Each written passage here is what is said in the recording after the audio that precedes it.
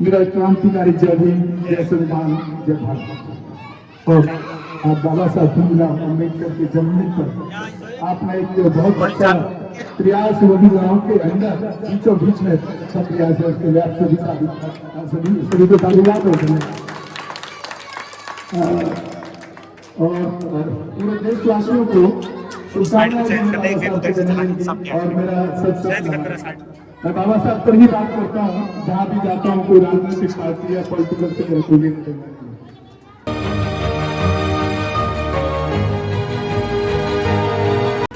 तो आपके बीच में बाबा साहब के जीवन की एक ऐसी घटना जरूर रखना चाहूंगा जिससे शायद आपको प्रेरणा मिलेगी और एक लड़ने की ताकत मिलेगी।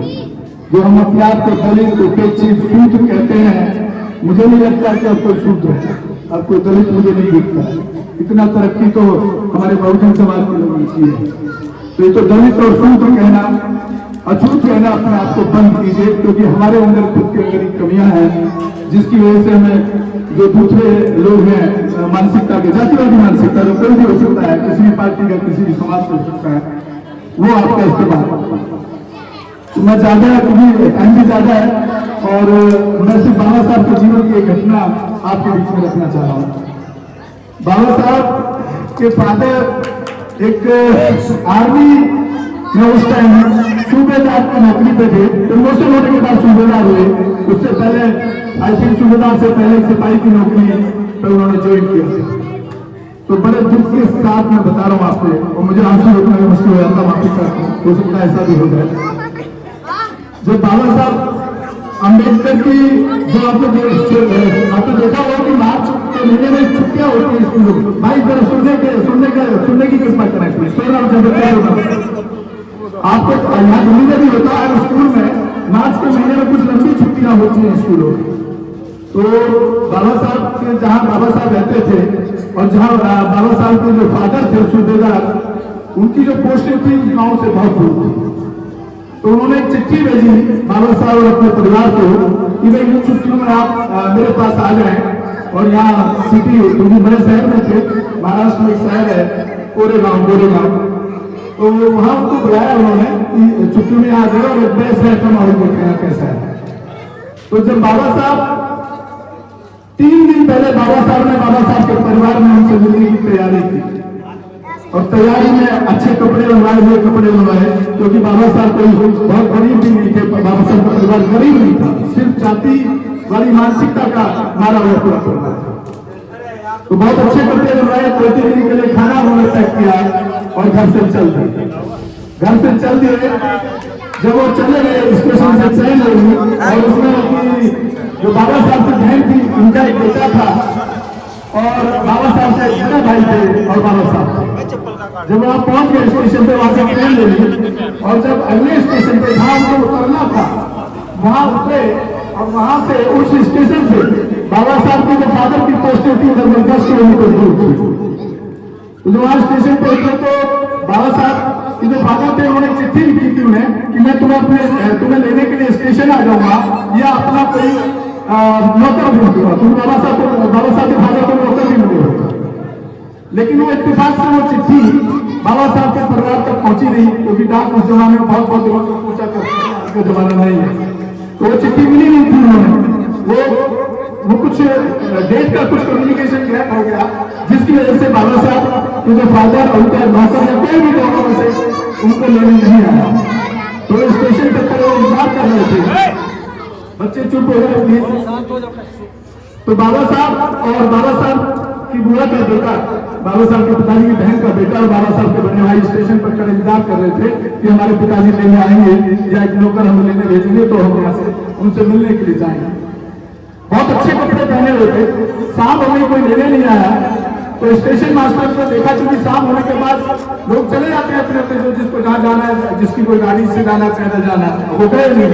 तो स्टेशन मास्टर बाहर आया, उसने पूछा भाई कि आप बहुत देर से खड़े हो और अंधेरा हो गया, शाम हो गई, आपको कहाँ जाना है, आप क्यों नहीं जा रहे? तो उन्होंने बाबा साहब ने कहा कि सर हमारे पिताजी हमें लेने आने वाले थे, उनका नौकर आने वाला था लेने के लिए, वो आए थे, इसलिए हम उनका इंतजार कर। फिर दोबारा से 1-2 घंटे बाद फिर आया वो, फिर वहीं तो उन्होंने पूछा भाई अब तो बहुत ज्यादा रात होगी, आप मतलब क्या चाहते हो? सस्पेंस सा हो जाता है, सच्चा हो जाता है। तो बाबा साहब ने कहा जी अभी तक वो आया नहीं, हम उन्हीं का इंतजार करते हैं, नहीं आएंगे तो क्या करोगे? ये सब फिर कुछ इसी तरह से जाएंगे। तो सबसे पहले स्टेशन मास्टर पूछता है कि तुम कौन हो, किस जाति के हो? आज भी वो स्थिति बहुत ज्यादा बदली नहीं है, आज भी है, आपको देखने को मिल जाएगी गाँव में, और खासतौर से यूपी और यूपी और बिहार जैसे बड़े बड़े जो स्टेट हैं जो गरीब आदमी वहाँ बहुत कोई हाल। तो क्योंकि बाबा साहब शुरू से ही बहुत ज्यादा दिमाग के तेज थे और बहुत मतलब ये नहीं तो पढ़ने के बाद बुद्धिजीवी हो, बचपन से बुद्धिजीवी कहा जा सकता है बाबा साहब। तो बाबा साहब ने कहा बुद्धिजीवी नहीं बोल सकते थे। बाबा साहब ने कहा मैं तो बाहर जाति से आता हूँ, बाहर जाति जो उस समय सूद और छूटों की गिनती में गिनी जाती थी। तो उसका चेहरा चेहरे पे सुकून पड़ गया, अरे यार मैं तो क्राइम को करूँ। और उसने देखा कि यार अच्छे कपड़े हैं, शादी झूठ तो नहीं बोल रहे, कोई ड्रेस तो नहीं कर।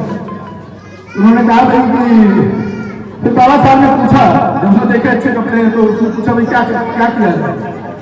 तो उनके बाबा साहब ने और उनके भाई ने कहा कि क्या सर हमें कोई बैलगाड़ी मिल सकती है जिससे हम चले जाए? भाई बैलगाड़ी तुम तो अछूत हो, छूत में तुमको बैलगाड़ी तुमको बिठाएगा ही नहीं, ये स्टेशन मास्टर कहता है, क्योंकि तुम दलित हो, अछूत हो, छूत हो, तो कोई रास्ता तो होगा। तो स्टेशन मास्टर थोड़ा सा अच्छा आदमी था, उसको बुरा नहीं कह सकते, उसने एक रास्ता खोजा कि बीच का रास्ता निकालना चाहिए। उसने किसी बैलगाड़ी वाले से बात की स्टेशन से बाहर आकर के, एक बैलगाड़ी वाला इस कंडीशन पे तैयार हुआ कि बैलगाड़ी मैं नहीं चलाऊंगा, अगर क्या ये खुद चला सकते हैं क्या, तब मैं इनको घर पर ले जा सकता हूँ। तो देखिए एक बैलगाड़ी में भी एक इंसान का बैठना कितना दुर्लभ, कितना मतलब किस तरह का जातिवादी आतंक नेताओं से डबल पैसे मिलेगा। बैलगाड़ी हाथी ने कंडीशन लगा दिया कि बैलगाड़ी हाथी मैं सिर्फ पैदल जाऊंगा 7 साल, अब 12 साल के रास्ते में तो 2-4 किलोमीटर जाकर के भूख लगती है, क्योंकि खाना दे गए थे लेकिन पानी नहीं था, क्योंकि पानी ले जाने का सिस्टम उसमें नहीं था। तो उन्होंने पूछा गाड़ी वाले से कि भाई मुझे भूख लगी है, तीनों भाइयों को, क्या कहीं यहाँ पीने का पानी मिलेगा? तो उसको पता लग चुका था ये तो लोनदास से छोटी जाती है, कह आपको पानी यहाँ कोई देगा ही नहीं, कहीं पानी नहीं मिलेगा। आगे जाकर के एक चेक पोस्ट आएगी, उस चेक पोस्ट के पास में एक तालाब है, वहां से जाके भर सकते हो तुम, और फिर वहां रुक करके चेक पोस्ट में रात होती है, खाना भी खा सकते हो। जो चेक पोस्ट में वहां गाड़ी खड़ी कर दी, वहां से जब तालाब जाते हैं पानी लेने के लिए, तो पानी इतना गंदा था, बाबा साहब ने फैसला किया ये पानी हम पी नहीं सकते, उससे अच्छा हम प्यास से रहते हैं। इतना गंदा पानी था, क्योंकि तालाब में गंदा ही पानी होगा। वहां से वापस आ जाते हैं, वापस आकर के पूरी रात उनको ऐसे ही वहां पर चेक पोस्ट पे बितानी पड़ी, और सुबह फिर जाकर के भूखे ही, और तब जाकर के वो अपने फादर के पास उनके पास पहुंचे। तो इस तरह की विडंबनाएं समाज में आज भी आप देखेंगे, मैं कड़वा सच बोलता हूँ, बुरा मत मानिए, आज भी अब वाल्मीकि चुमार या जाटों के घर में आप गाँव में चले जाएंगे ना, मैं खुद रहकर नोएडा से आता हूँ, आज भी ठाकुर के घर के सामने से अपराध नहीं निकाल सकते। 2 साल पहले की घटना है, राइफल से गोली चलाई जाती है, ठाकुरों का रास्ता ऐसे कोई साहब कह रहे थे सर बोलने के लिए आया तो बोलो, जो सच है वही बोल रहा हूँ। ठाकुर राइफल से गोली चलाते हैं, वो गोली में उन्हीं की गोली से, क्योंकि भगदड़ मचने के बाद एक ठाकुर मर जाता है, और पुलिस क्या करती है, सरकार उठा के शेड्यूल कास्ट के 9 युवाओं को और गांव के प्रधान को जेल भेज देती है पुलिस। क्यों भाई? संविधान, ये संविधान में कहा लिखा है कि जो पीड़ित है उसी को जेल भेज दीजिए? क्या संविधान में ऐसी कोई धारा है क्या? जो पीड़ित है उसी को जेल भेजेंगे, और जिसने गोली राइफल से चलाई उसके खिलाफ FIR भी नहीं हुई। 2 साल मेरा कानून जान था, 2 साल मेरा, 2 साल के अंदर उनमें से 6 लोगों को छुड़ा के लाने का काम किया। तो मेरे को कोई राजनीतिक पार्टी की जरूरत नहीं है, इतना दिमाग है, इतना संविधान पढ़ा हूँ और इतनी मजबूती से काम करता हूँ, करता नहीं अकेला चलता हूँ, कोई परवाह नहीं। तो बाबा साहब के जीवन की घटना, इस तरह के जीवन जीने के बाद, बाबा साहब के संघर्ष के बाद आज हम समाप्त में है वो क्या करेंगे जिससे हम काम कर पा रहे हैं।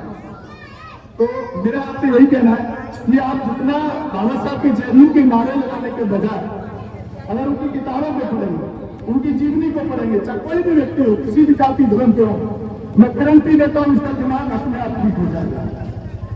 एक संविधान ऐसा रास्ता है आपके पास में कि जो आपको सारे रास्ते खोल दिया। इसी के साथ मैं आपको सुविधा दूंगा। सभी साथियों को बहुत बहुत दोबारा से आभार, धन्यवाद कि आपने बहुत अच्छा प्रोग्राम किया, मुझे मौका दिया बात करने का। और किसी के साथ इस तरह की कोई समस्या है, किसी के विस्तार के साथ कोई समस्या है, तो जातिवादी घटना की, तो मेरा नंबर चैनल पर है, आप मुझे बता सकते हैं। एक फॉर्म पे बात तुरंत होगा, कोई भी अफसर हो, चाहे जीएम हो, चाहे एसएसपी हो, तुरंत कार्रवाई करें, तो आप उसकी हेल्प नहीं करेंगे। जय हिंद, जय भारत, जय संविधान। बहुत अच्छे, बहुत 24 घंटे तैयार रहते हैं। उन्होंने कहा है रात दिन कभी भी मुझे गांव की समस्या के लिए कभी भी ले जा सकते हो, सिर्फ समस्या के लिए। चाचा जयसिंह जी, उसके साथ अमरपाल, कपिल, परमिंदर, सुरेंद्र, गौरव, सतीश, विजय, अक्कू, कप्तान, विक्की, निक्कू और विमल, इन्होंने इस प्रोग्राम को रूपरेखा 2 दिन में तैयार करी। बहुत कम इनको समय मिला है। इसके अलावा और भी नाम है जो एक वक्ता के बाद में किए जाएंगे। और भी इसके पीछे बहुत बड़ी टीम है, क्योंकि कोई भी प्रोग्राम एक आदमी सफल नहीं कर सकता, उसके पीछे पूरी टीम होती है। हम भी उसके साथ लगे हुए हैं। अमरपाल जी चाहे तो मेरा नाम भी ले सकते हैं, नहीं तो मैं तो सबको पता ही है।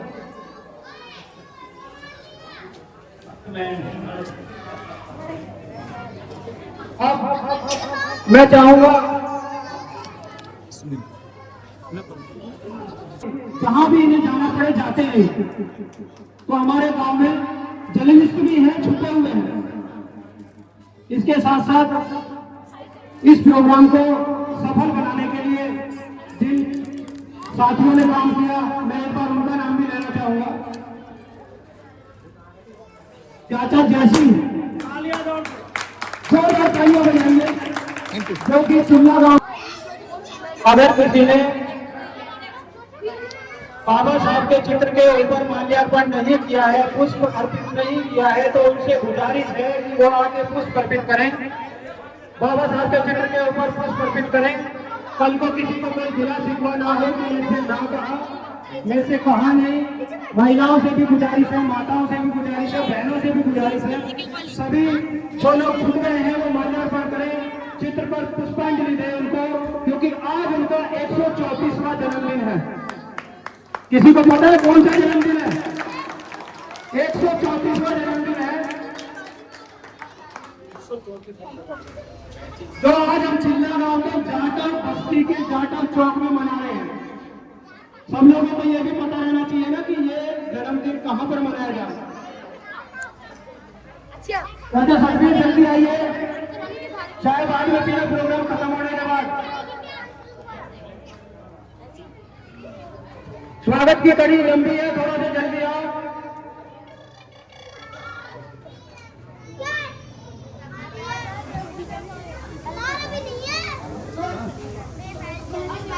एक शेर है, अगर अच्छा लगे तो ताली बजाना।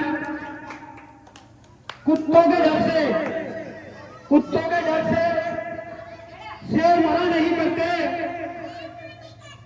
हम बाबा साहब के बच्चे हैं, दादा किसी से डरा नहीं करते।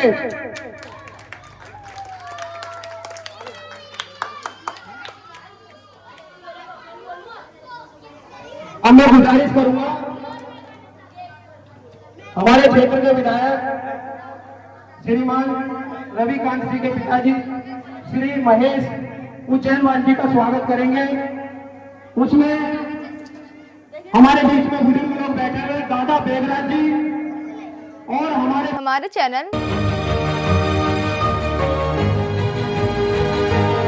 लाइक, शेयर, सब्सक्राइब देखना मत भूलिएगा। जय भीम, जय भारत, जय संविधान, नमो बुद्धाय। धन्यवाद। चैनल आर्थिक समस्या से गुजर रहा है। अगर आप बहुजन समाज में बाबा साहेब अंबेडकर और तथागत बुद्ध की विचारधारा को अधिक से अधिक लोगों तक पहुंचाना चाहते हैं तो हमें आर्थिक सहयोग प्रदान करें, ताकि हम अपने चैनल के माध्यम से देश विदेश में समता, बंधुता, एकता और संवैधानिक अधिकारों को ज्यादा से ज्यादा लोगों तक पहुंचा सकें। आप अपनी सहायता राशि नीचे लिखे खाते में जमा करा सकते हैं। खाता धारक गौतम रत्ना, खाता संख्या 3169576865 IFSC कोड SBIN 0060336, बैंक भारतीय स्टेट बैंक। आप हमारे बैंक खाते का विवरण स्क्रीन पर भी देख सकते हैं। जय भीम, जय भीम। मैं गौतम रत्ना गौतम फिल्म्स प्रोडक्शन में आपका स्वागत करता हूं। आप हमारे प्रोडक्शन हाउस के अंदर अपना कैरियर बना सकते हैं as a film director, as a producer and actor and actress and editor and cinematographer also. अगर आपको फिल्म से रिलेटेड कुछ भी प्रोजेक्ट आपको बनवाना है तो हमारे पास में पूरा सेटअप है, जिसमें फिल्म कैमरा है, शूटिंग लाइट्स है और एडिटिंग है। सारा A to Z एक ही जगह पर आपको हमारे यहाँ पर मिल जाएगा। तो दोस्तों, आप हमें कांटेक्ट कर सकते हैं हमारे नंबर्स पर 9810085714